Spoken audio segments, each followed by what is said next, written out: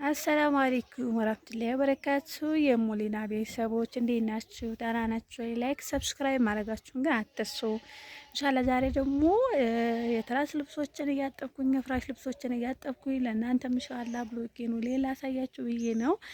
ቃላት ቤ ምናምን ጨርሼ ነው እና ሮመዳን ሲሆን ደግሞ በጧት ነው የምትነሱት እና ውድ ቤተሰቦቼ ኢንሻአላህ በሌላ ቪዲዮ እመጣለሁኝ። የተለያዩ ነገሮችን እንወያያለን ኢንሻአላህ። እናም ደግሞም በዚህ ሙሊና በሚለው ቻናል የተለያዩ ፕሮግራሞችን ማቅረብበታለሁ ኢንሻአላህ።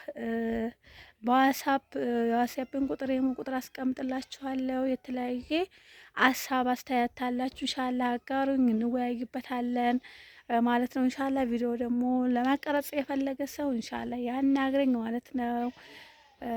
እሰራላችኋለሁ ቪዲዮ ማለት ነው ኢንሻአላህ።